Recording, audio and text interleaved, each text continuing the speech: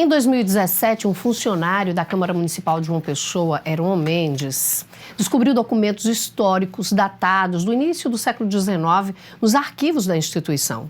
A Câmara convidou o professor e pesquisador da UFPB, Ângelo Emílio Pessoa, que examinou todo o material naquela época, 2017. Primeiro, os documentos foram levados para a Fundação Casa José Américo e depois para a Universidade Federal da Paraíba. Lá na UFPB, os documentos passam por uma análise grande de uma equipe multidisciplinar para que parte da história da cidade registrada nesses documentos possa ser preservada. A novidade é que agora o professor Ângelo Emílio Pessoa, na sala de aula, trabalha com os alunos do curso de História a pesquisa e a base são os documentos encontrados nos arquivos da Casa Napoleão Laureano. Descobertos em outubro do ano passado, os mais de 700 documentos dos séculos XVIII e XIX, encontrados na Câmara Municipal de João Pessoa, agora servem de pesquisa para estudantes do curso de História da Universidade Federal da Paraíba.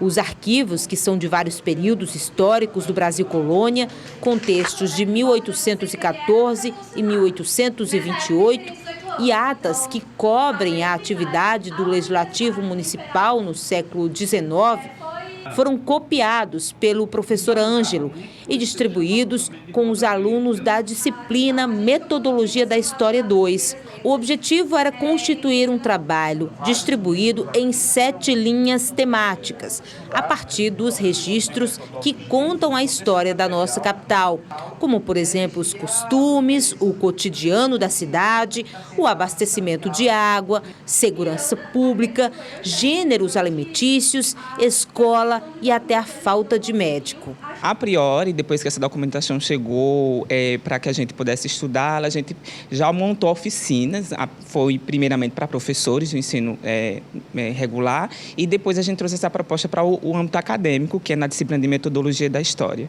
Então, eles foram separados, por temáticas, e cada um teve o subsídio, que foi a nossa participação. Eu e outros alunos estivemos nos grupos, dando esse suporte na transcrição, porque tem que ter um pouco de paleografia, que é algo que a gente precisa disso para se ler os documentos, e depois a gente foi dando essas conduções a respeito das discussões que podiam ser feitas a partir da leitura dos documentos. Então, a gente foi meio que mentor assim, dessa articulação entre a leitura do documento e a prática das oficinas, porque esse era o intuito, de trabalhar com essa temática, porque versa sobre uma João Pessoa que até então era desconhecida, porque esses documentos não estavam postos para pesquisa. Como o nosso foi de cultura política, a gente foi tratar como era a ligação entre religião e o Estado, como que foi feito esse processo de dependência, como a Leopoldina estava inserida nesse processo de dependência, já que muitas vezes as mulheres são esquecidas. Então, a partir desses questionamentos, a gente pode se aprofundar naquilo que tratava nesses documentos da Câmara. Você já tinha tido acesso alguma vez a documentos parecidos ou como esse? Não, foi a primeira vez e foi uma experiência incrível, porque a gente vê realmente qual o trabalho do historiador, porque a gente não pode ficar apenas em algo teórico.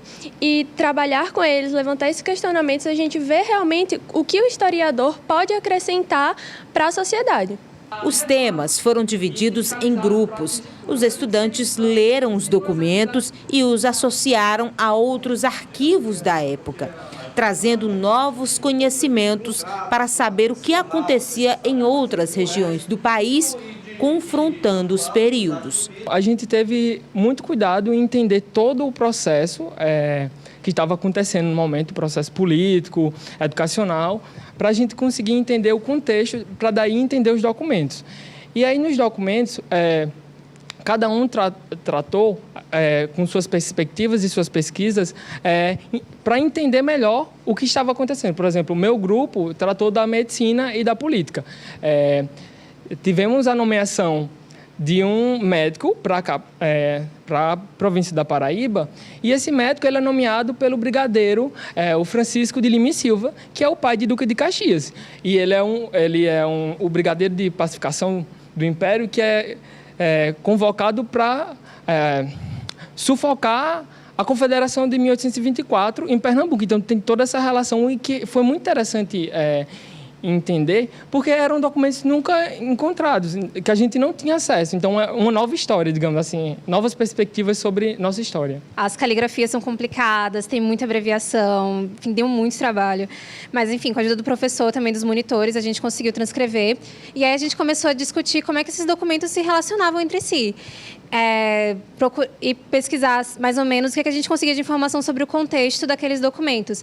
Aí a gente foi vendo o que é o subsídio literário, a gente encontrou as reformas pombalinas, a gente foi falar sobre isso,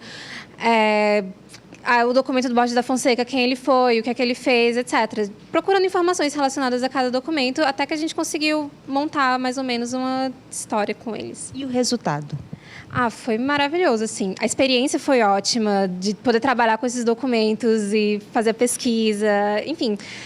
Foi a primeira vez que eu trabalhei com esse tipo de documentação, acho que para a maioria da sala também, então foi muito gratificante quando a gente conseguiu montar aquilo e, poxa, isso é um trabalho de história, é isso que a gente vai fazer, enfim, foi incrível. O professor Ângelo destacou que o trabalho tem como foco incentivar o aprendizado dos estudantes através da prática da pesquisa, para que eles se vejam futuros pesquisadores e estudiosos. Quando assumi, no início desse semestre, a disciplina de Metodologia da História 2, eu propus à turma, e a turma foi ousada, de fazer uma coisa diferente em termos de avaliação, porque é muito difícil o pessoal, até parabenizei a turma por isso, é muito difícil querer sair do feijão com arroz, do convencional. E eu disse, olha, gente, é uma documentação inédita, a gente traria aqui reproduções, articularia as leituras metodológicas, teórico-metodológicas que são feitas, normalmente isso ia virar uma prova, e aí você faz a prova e acaba, e eu disse assim, então vamos tentar fazer uma oficina usando todo esse suporte teórico-metodológico e colocando ele na prática, dentro de sala de aula. Nós queremos agradecer ao professor Ângelo Emílio Pessoa, porque ele sempre nos convida a mostrar o andamento dessas pesquisas e como esses documentos da Câmara Municipal de João Pessoa, encontrados nos arquivos aqui, estão sendo trabalhados e utilizados como forma de pesquisa e de estudo para os alunos da UFPB.